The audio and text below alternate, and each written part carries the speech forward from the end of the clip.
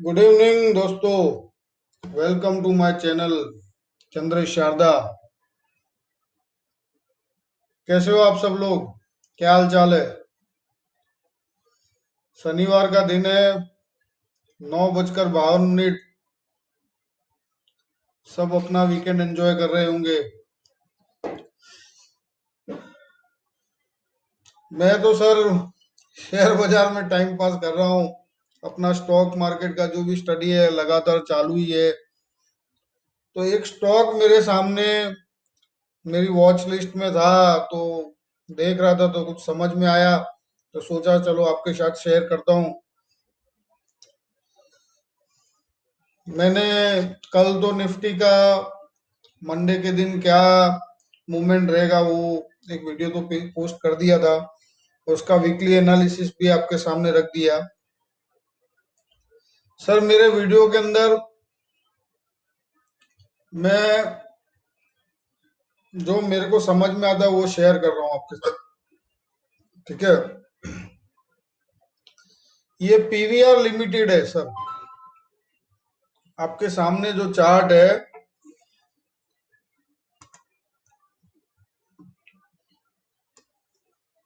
PVR limited का है। मैं इसको थोड़ा जूम कर देता हूँ।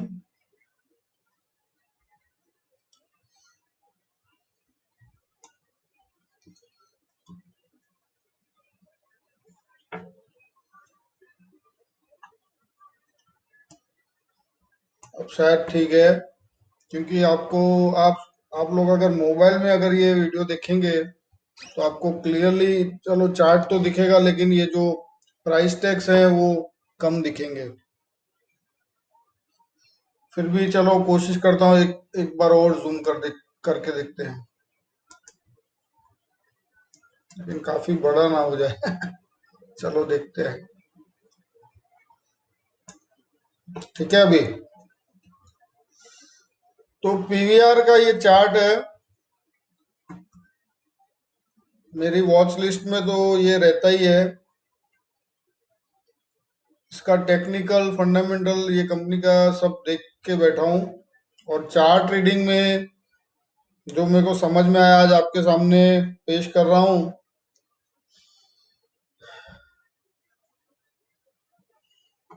देखो ये ट्रेंड लाइन, ये डेली चार्ट है पीवीआर का।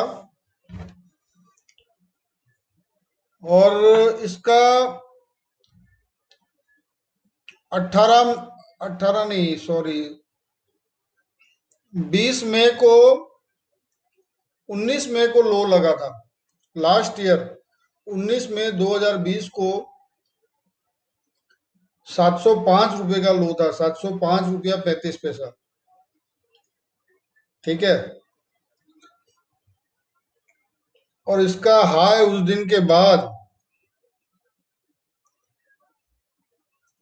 जनवरी में 21 तारीख को, इसी साल में जनवरी में 21 तारीख को इसका हाई लगा 1525।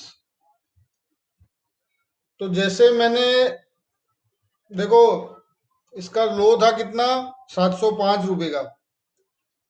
तो आप अगर उसका डबल करें तो 1410 रुपया हो गया। तो मेरा, आगे भी मैंने एक वीडियो में बोला हुआ है कि मैं इस शेयर बाजार में, मेरे पास एक रूल है जिसको मैं फॉलो करता हूँ।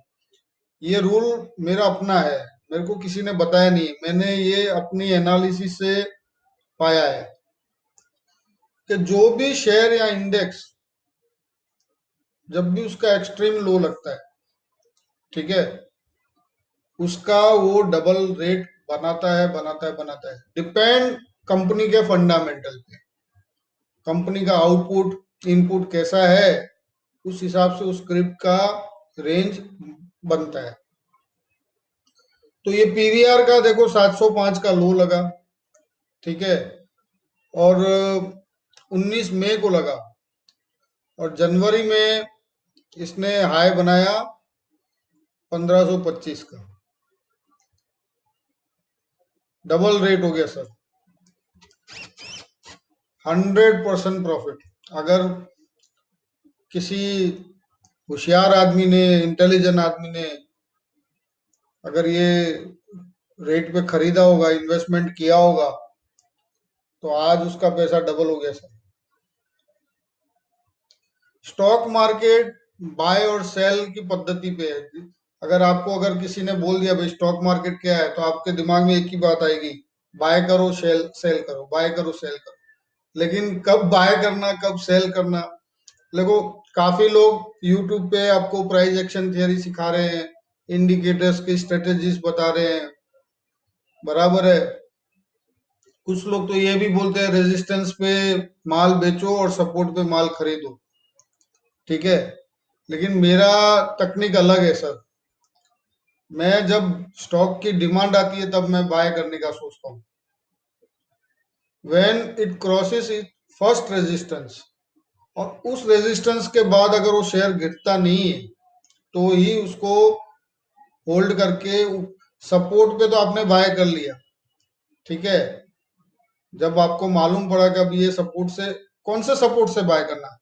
सपोर्ट वो होता है जहां से शेयर बढ़ता है, सपोर्ट लेता है। सपोर्ट का मतलब क्या है? शेयर वहां रुक गया, शेयर का भाव वहां गिरते गिरते रुक गया, तो हमको वही देखना है कौन सा सपोर्ट इस शेयर को यहां से रिवर्स करेगा, तो वो सपोर्ट मालूम करना ही तकनीक है। तो ये कोई आपको बताएगा नहीं, क्यों? ये आपको सीखना पड़ेगा, ये आपको रोज प्रैक्टिस करके सीखना पड़ेगा कि भाई सपोर्ट कौन कौन सा ले हम, तो एंट्री और एग्जिट तभी आपका सही रहेगा। तो जब सपोर्ट मिल गया तो उसका रेजिस्टेंस भी मिलेगा, कि जब सपोर्ट से भाव बढ़ता है तो रेजिस्टेंस पे अटकता है। अब समझो पहला रेजिस्टेंस जो भी आपने डिसाइड किया है, जो भी आपको चार्ट पे मिल रहा है, अगर वहां रुक के वापस आता है तो वो शेयर को वहां माल बेच देना जरूरी है। लेकिन अगर वो सपोर्ट को क्रॉस करके सस्टेन हो जाता है और आगे की रेंज पकड़ता है, तो अपने को होल्ड करना है, माल बेचने की जरूरत क्या है? उस सपोर्ट का आप स्टॉप लॉस लगा, उस रेजिस्टेंस का आप स्टॉप लॉस लगा लीजिए, ठीक है। तो सपोर्ट और रेजिस्टेंस की मेथड बहुत डिफरेंट है। Think like a businessman, not like a trader, ठीक है। बिजनेसमैन जो होता है वो माल तभी खरीदता है जब उसकी डिमांड होती है, ठीक है। एक बाजार, एक भाव गिरता है और एक भाव नीचे मिलता है, दोनों में फर्क है। जब बाजार गिरता है तब आप उसको बाय मत करो। भाव गिरता है, जब किसी भी शेयर का भाव गिरता है तो इट इज फॉलिंग, उसका डिसाइड नहीं होता कहां तक गिरेगा। लेकिन जिस सपोर्ट पे वो अटकता है और वहां से जब बढ़ता है तो वो चीप रेट होता है, वहां पे आपको खरीदे। तो सही बिजनेसमैन विल बाय चीपेस्ट।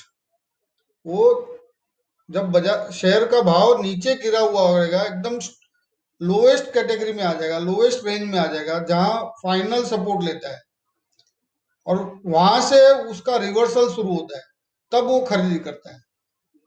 और जब वो खरीदी करता है तो वो फिर होल्ड करता है पोजीशन को, क्योंकि अब उस सपोर्ट पे उसने, वो मेजर सपोर्ट हो गया, अब यहां से वो ज्यादा गिर नहीं पाएगा, वो फाइनल हो जाता है।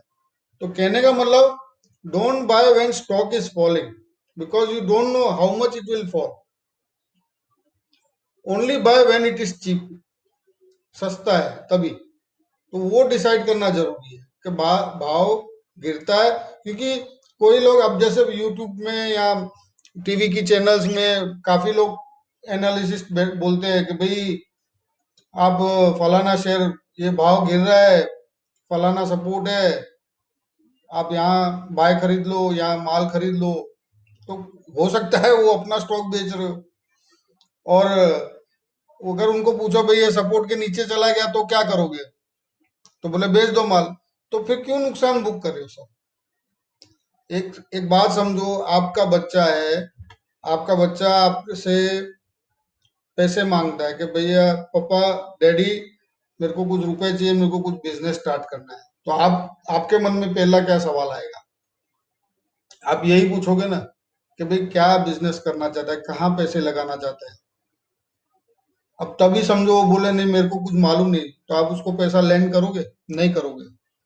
तो जब आप अपने खून को या अपने बच्चे को पैसा नहीं दे रहे हो, तो स्टॉक मार्केट में अनजान स्क्रिप्ट में बिना कुछ नॉलेज कैसे इन्वेस्ट करोगे? तो थोड़ा बहुत बेसिक नॉलेज तो होना ही चाहिए, अपना स्टडी तो होना ही चाहिए कि मुझे कौन सी कंपनी में इन्वेस्टमेंट करना है, वो कंपनी का फंडामेंटल क्या है, कंपनी का अर्निंग क्या है। देखो, एक ईपीएस होता है, अर्निंग पर शेयर। जिस कंपनी का अर्निंग पर शेयर अच्छा होता है वो स्क्रिप्ट अच्छी होती है, लेकिन फिर उसका पीई रेशियो भी देखना जाता है। पीई रेशियो क्या होता है? पीई रेशियो अर्निंग, जो शेयर का अर्निंग होता है बराबर, और जो शेयर का भाव होता है उससे डिवाइड करो तो पीई रेशियो आता है। तो पीई रेशियो भी देखना जरूरी। पीई रेशियो अगर ज्यादा है, ठीक है, तो वो स्क्रिप्ट ओवरबॉट एरिया में आ जाती है। और जब ईपीएस ज्यादा है तो वो अच्छी स्क्रिप्ट कहलाती है। काफी कुछ बातें हैं सीखने की। मैं ट्यूटोरियल नहीं करने बैठा हूँ, मैं तो आपको ये पीवीआर मेरे वॉच लिस्ट में आया है, मैं इसको बाइंग में देख रहा हूँ। आप अगर इसको बाय करते हो, अभी इसका करंट रेट क्लोजिंग जो है 1155 रुपये 20 पैसा है, बरोबर है। मैं एक वीक का टारगेट आपको इसका बता दूं, ये करीब करीब 1320 रुपये को टच करेगा।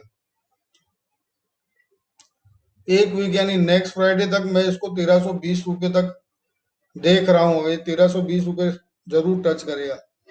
लेकिन इसका आपको सपोर्ट लेना पड़ेगा, ठीक है। इसका मेजर सपोर्ट बनता है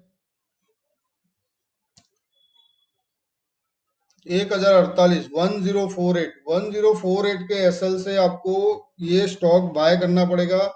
शॉर्ट टर्म ट्रेंड का मैं बता रहा हूँ। शॉर्ट टर्म ट्रेंड इसका फर्स्ट टारगेट 1320 रुपये है, ठीक है। और सेकंड टारगेट इसका 1410 रुपये, ठीक है। 1320 रुपये तक की मैं पोजीशन आपको बताता हूँ, फिर 1320 के आगे देखा जाएगा स्टॉक कैसे चल रहा है, कैसे उसकी मूवमेंट है, ओवरऑल इंडेक्स की मूवमेंट कैसी रहेगी, मोमेंटम क्या रहेगा, उस हिसाब से। मेरे पास ये ट्रेंड लाइंस है, मैं इस ट्रेंड लाइन के बेस पे आपको बता रहा हूँ कि अभी ये स्टॉक बाय जोन में है, और ये भाव पे इंट्राडे के लिए नहीं मैं बता रहा हूँ, 7 8 10 दिन का ये टारगेट दे रहा हूँ। मेरा विश्वास है कि अगले फ्राइडे तक आपको 1320 रुपये का ट्रेड दिखेगा। आपको अगर ये शेयर पसंद आता है तो आप बाय कीजिए, ठीक है। मेरा ये व्यू है, मैंने आपके साथ शेयर किया। कोशिश करूंगा मेरे पास जो भी आएगा, जो भी मेरे को स्क्रिप्ट मेरे वॉच लिस्ट में होगी और जो मुझे समझ में आएगी और श्योर लगूंगा, तभी मैं आपके साथ शेयर करूंगा। मैं ट्विटर पे तो अपनी पोस्टिंग करता ही हूँ, लेकिन यूट्यूब पे क्या है सर, वीडियो बनाना रहता है, एक्सप्लेन करना रहता है, तो काफी कुछ डिटेलिंग करनी पड़ती है, तो वन बाय वन स्क्रिप्ट आपके सामने लाऊंगा। एक चोलामंडलम है सर, चोलामंडलम में अगर लॉन्ग पोजीशन है तो सर स्क्वायर अप कीजिए।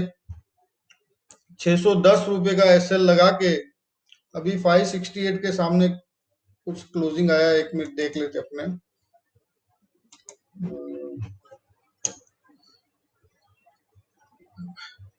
ये मैंने बना ही रखा है, मैंने ट्विटर में स्नैपशॉट शेयर किया था। एनी टाइम टू फॉल यहाँ लिखा हुआ है, स्ट्रॉन्ग डाइवर्जेंस। इसका आरएसआई में नेगेटिव डाइवर्जेंस बन रहा है, ठीक है।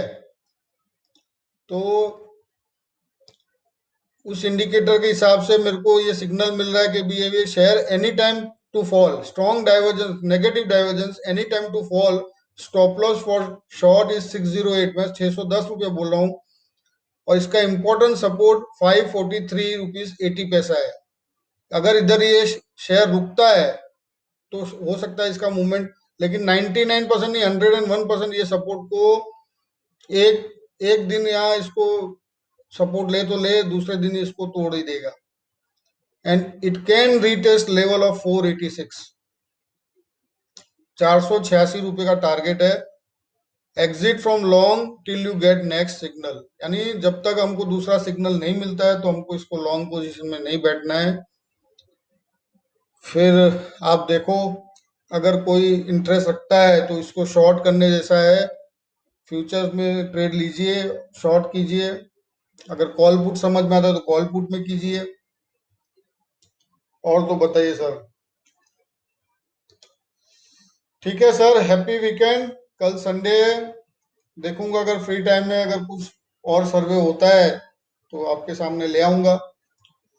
जय माता दी, जय हिंद, जय भारत। सब अपना ध्यान रखिए।